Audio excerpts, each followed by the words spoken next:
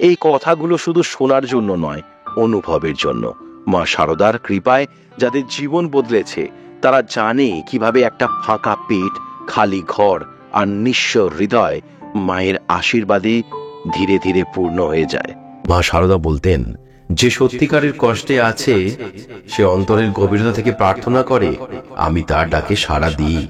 সেই মা শারদারই একটা ছোট্ট মন্ত্র আছে, যা রোজ সকালে উঠে এবং রাতে শোবার আগে 3 বার মনে মনে বললেই আপনার ইচ্ছে পূরণ হতে পারে। শর্ত কিন্তু একটাই, বিশ্বাস রাখতে হবে, হৃদয়ের গভীর থেকে ডাকতে হবে। সন্ধ্যাবেলা কলকাতার এক নির্জন পাড়ায় মেঘলা আকাশের নিচে অনিন্দিতা নামের এক তরুণী একা হাঁটছিলেন। তার চোখের কোণে জমে থাকা জল গাল বেয়ে নেমে আসছিল। জীবনে অনেক স্বপ্ন ছিল, আশার আলো নিয়ে সবকিছু শুরু করেছিল, কিন্তু আজ একের পর এক ব্যর্থতায় ঘূর্ণিপাকে হারিয়ে যেতে বসেছে সবকিছু। চাকরি হারিয়েছে, প্রিয় বন্ধুরা তাকে ভুল বুঝেছে, আর সংসারেও একের পর এক অশান্তি। মনে একটাই প্রশ্ন, ভগবান যা করেন সত্যিই কি মঙ্গলের জন্যই করেন? সে দিনটা ছিল শীতের শেষ দিক, হিমেল বাতাস গায়ে লাগছিল। হঠাৎ করেই তার চোখের সামনে একটা দৃশ্য ভেসে উঠল। একটা ছোট্ট মন্দিরের সামনে মা শারদার একটি ছবি রাখা। সেই নীরব ছবিটার দিকে তাকিয়ে অনিন্দিতার চোখ আরো ভিজে গেল। একটা কথা শুনেছিল সে ছোটবেলায়, মা শারদার সামনে সবকিছু খুলে বললে মা শারদা তোমার কৃপা করবেন। বুকের ভিতর কাঁপতে কাঁপতে সে মায়ের ছবিটার সামনে বসে পড়ল। কোনো প্রার্থনা নয়, কোনো জপ নয়, শুধু একটা প্রশ্ন নিয়েই সে কাঁদতে লাগলো, মা তুমি তো সব দেখছো তাই না? তাহলে কেন আমাকে এই কষ্টের মধ্যে ফেলে দিলে? কিছুক্ষণ পরে একটা বুড়ো সাধু মন্দিরের পাশে দাঁড়িয়ে অনিন্দিতার কান্না শুনে এগিয়ে আসলো। তিনি তাকে বললেন, মা শারদা বলতেন, সবসময় ভগবান যা করেন তা আমাদের অজান্তে আমাদের মঙ্গলের জন্যই করেন, শুধু আমাদের ধৈর্য ধরে সেই সময়টুকু অপেক্ষা করতে হয়। অনিন্দিতা অবিশ্বাস্যে সেই সাধুর দিকে তাকালো। তার জীবন তো ছিন্ন বিচ্ছিন্ন, তার কোথায় মঙ্গল? হতাশার সুরে বলল, কোথায় মঙ্গল? আমি তো নিজের সব হারিয়ে ফেলেছি বাবা। সাধুটি শান্তভাবে বললেন, একটা গল্প শোনো। মা শারদার এক অনুগামী অনেক কষ্টে ছিলেন। তার জীবনের পথে একের পর এক বাধা আসছিল। একদিন সে ভাবল সব শেষ। জিজ্ঞাসা করল, মা তুমি আমাকে এমন কষ্ট দিচ্ছ কেন? মা হাসলেন, বললেন, এই কষ্টগুলোই তোমাকে শক্তিশালী করছে, সেই শক্তি দিয়েই তোমার জীবনকে সুন্দর করবে। সেই কথাগুলো শুনে অনিন্দিতার মনের ভিতর কিছুটা যেন শান্তি এলো। বুঝলো হয়তো এখনকার কষ্টগুলোই তাকে ভবিষ্যতের জন্য তৈরি করছে। কিন্তু তারপরও মনে একরাশ সন্দেহ। যখন ঘরে ফিরছিল তখন হঠাৎ মোবাইলে একটা কল এলো পুরনো এক বন্ধুর কাছ থেকে।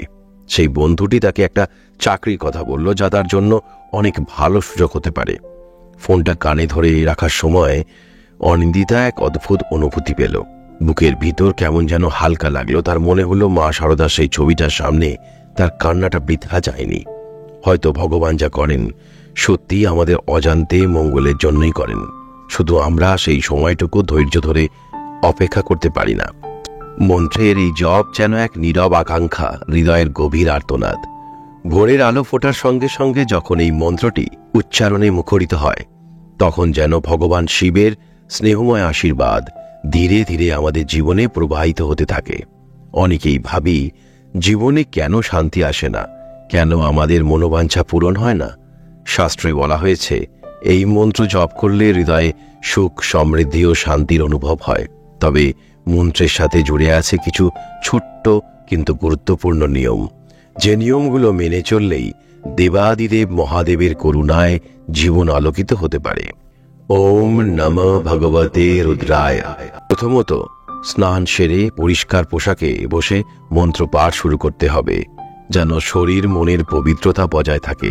প্রতিদিন অন্তত 108 বার এই মন্ত্রটি পাঠ করলে মনের ইচ্ছে ধীরে ধীরে পূরণ হতে শুরু করবে। 108 বার মন্ত্র পাঠ করার জন্য আপনাদের 5 মিনিটের বেশি লাগবে না। এই জপ যেন শিবের প্রতি নিবেদিত এক গভীর শ্রদ্ধার প্রকাশ, একান্ত নিজস্ব প্রার্থনা। দ্বিতীয়ত, ভগবান শিবের ছবির সামনে বসে মন্ত্র জপ করতে হবে, যেন সেই চিত্র আমাদের হৃদয়ের আরাধ্য রূপ হয়ে ওঠে। তার পছন্দ ফুল দিয়ে তার সজ্জা করে মন্ত্র পাঠ শুরু করলেই মনে হবে তিনি যেন আমাদের জীবনের সকল দুঃখ কষ্ট দূর করে স্নেহে আমাদের আগলে রেখেছেন। এই মন্ত্র জপের সময়ের সঙ্গে সঙ্গে ধীরে ধীরে সময় বাড়ানো উচিত। প্রথমে ছোট করে শুরু করলে পরে নিজের মনে ভরে যাবে এই মন্ত্রের অমোঘ শক্তি। ধৈর্য নিয়ে মন্ত্র পাঠ করো, দেখবে শিবের আশীর্বাদে তোমার মনোবাঞ্ছা পূর্ণ হবে, জীবনে শান্তি ফিরবে। এই মন্ত্র জপ যেন দেবাদিদেব মহাদেবের সামনে এক নিঃশব্দ আত্মসমর্পণ। সব স্বপ্ন, সব ইচ্ছা তার চরণে নিবেদিত, যেন এক অনন্ত আশ্রয়। একই নেই জীবনে, শান্তি, সুখ, সাফল্য সবই যেন দূরের বাতিঘর, ধরা দেয় না। আপনি চেষ্টা করছেন, পরিশ্রম করছেন, কিন্তু কিছুতেই কিছু হচ্ছে না। মনে হয় যেন কোথাও একটি গভীর শূন্যতা, কোনো এক অদৃশ্য বাধা। যদি সেই বাধাটুকু মা শারদার কৃপায় কাটিয়ে উঠতে পারতেন, তাহলে জীবনটা পাল্টে যেত। একটা ছোট্ট বিশ্বাস, একটা ছোট্ট প্রার্থনা আর 3 বার মায়ের নাম উচ্চারণ, এতেই হতে পারে আপনার জীবনের সমস্ত সমস্যার সমাধান। জীবনের সমস্ত কষ্টে মায়ের নামই শেষ আশ্রয়। এই জগতের সকল বিপদে, সকল ব্যর্থতায় আমরা অনেকেই ভেঙে পড়ি। মনে হয় যেন আশেপাশে সকল আলো নিভে গেছে। এমন পরিস্থিতিতে আমরা ছোটবেলার সেই মায়ের মতো স্নেহময়ী মায়ের কোলে ফিরে যেতে চাই, কিন্তু বুঝতে পারি না কিভাবে। মা শারদা সেই আশ্রয়, তাঁর সেই নাম 3 বার বললেই অন্তরের যেন শান্তির ঝর্ণা বইবে। নিজেকে তার কাছে সম্পূর্ণ সমর্পণ করে বলুন, মা তুমি তো সব জানো, আমার সব ইচ্ছে তোমার পায়ে সঁপে দিলাম। আন্তরিকতা আর আকুলতা হলো আসল শক্তি। আমরা যখন তার নাম বলি, মনে যেন সেই শিশুর মতো চিরন্তন ভরসা থাকে। মনে পড়ে সেই গল্পটা, একজন ভক্ত মায়ের কাছে আসার পথে বারবার নাম উচ্চারণ করছিল মায়ের। পথে কঠিন বিপদ আসলেও মা তার হাত ধরে রেখেছিলেন। মা শারদার প্রতি এই বিশ্বাসটাই হলো আমাদের ইচ্ছে পূরণের আসল রহস্য। আপনার হৃদয়ের গহীনে লুকিয়ে থাকা যে কোনো আশা, স্বপ্ন বা ইচ্ছের কথা মায়ের সামনে একবার বলুন। শুধু তার নাম ধরে 3 বার বলুন, মা শারদা, আর মন থেকে অনুভব করুন এই প্রার্থনাই অনেক সময় অলৌকিকভাবে জীবনের সমস্ত বাধা দূর করে দেয়। আপনার যদি সত্যিই কোনো ইচ্ছে থাকে, যদি কোনো কষ্ট আপনাকে নিঃশেষ করে দিয়ে থাকে, তাহলে আজ রাত থেকেই শুরু করুন। প্রতিদিন রাতে শোবার আগে আর সকালে ঘুম থেকে উঠে 3 বার বলুন, মা শারদা, মা শারদা, মা শারদা। দেখবেন কিছুদিনের মধ্যেই আপনার মনের ইচ্ছে ধীরে ধীরে পূরণ হচ্ছে। বিশ্বাস রাখুন, আপনার সেই শিশুসুলভ আকুলতাই মায়ের হৃদয় স্পর্শ করবে। শেষে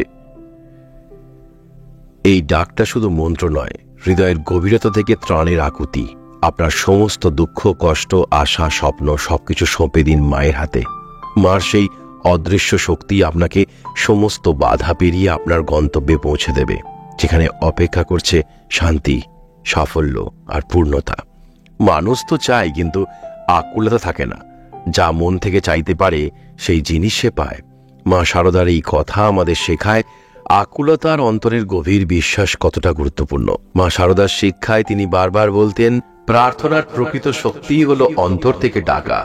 মনে মনে যাই চাও, পূর্ণ আকুতি নিয়ে মনের গভীর থেকে সেই প্রার্থনাটা করো, দেখবে মা তোমার পাশে রয়েছেন, তিনি সব শুনছেন। একবার এক ভক্ত মা শারদার কাছে এসে বলেছিলেন যে তার অনেক কষ্ট। মা বলেছিলেন, কষ্ট তো থাকবে, কিন্তু মনের আকুতি থাকলে মা সাড়া দেন। মা শারদার এই সহজ সত্যটা আমাদের বুঝিয়ে দেন, শুধুমাত্র ঠোঁটের কথায় নয়, মন থেকে তার কাছে সঁপে দেওয়া, এটাই আসল উপায়। মা শারদা বলেছিলেন, যদি কিছু চাইতেই হয় তবে তাকে পরম বিশ্বাস দিয়ে ডাকো, মনের গভীর থেকে বলো, মা শারদা তুমি আছো, আমার পাশে থেকো। মা শারদা বোঝাতেন যে যখন অন্তর থেকে তার কাছে প্রার্থনা করা হয়, তখন মনের সব ইচ্ছে ধীরে ধীরে পূর্ণ হয়। মা শারদা আমাদের শেখান, জপের সময় বা প্রার্থনার সময় যদি গভীরতার অভাব থাকে, তবে সেই প্রার্থনা তার পূর্ণতা পায় না। তাই মা শারদা আমাদের অন্তর দিয়ে তাকে ডাকতে বলেন, যেন হৃদয়ের প্রতিটি স্পন্দনে তার প্রতি অগাধ ভক্তি ও বিশ্বাস থাকে। জীবনে যদি সত্যিই কোনো আকাঙ্ক্ষা থাকে, মন থেকে যদি কোনো স্বপ্ন পূরণের আশা থাকে, তাহলে একটা কথা মা শারদার সামনে মন খুলে আকুল হয়ে বলো। একটা মন, কত স্বপ্ন, কত আশা, কিন্তু প্রতিটা পদক্ষেপে বাধা, প্রতিটা ইচ্ছার মাঝে থমকে থাকা। এমন সময় মনে হয় যেন কেউ শুনছেই না, কেউ পাশেই নেই। মনে হয় হাজারো মানুষের ভিড়ে একা, একদম নিঃসঙ্গ। কিন্তু একবার ভাবতো, মা শারদা, তার সেই অদৃশ্য স্নেহের স্পর্শ, তার সেই নীরব আশীর্বাদ। যে মা শুধুই এক মায়ের প্রতিমূর্তি নয়, তিনি আশ্রয়, তিনি শীতল ছায়া। বড় বড় পাথরের নিচে চাপা পড়া স্বপ্নগুলো, কষ্টে জমাট বাঁধা কান্নাগুলো, এই মাকে একবার আকুল হয়ে ডেকে বলো। যেদিন রাতে একা ঘরের নিঃসঙ্গতায় চোখের জল থামাতে পারবে না, সেদিন চোখ বন্ধ করে মনে মনে বলো, মা শারদা, তুমি আছো তো আমার পাশে? আমার কষ্টটা একটু বুঝে নাও, আমার পাশে থেকো।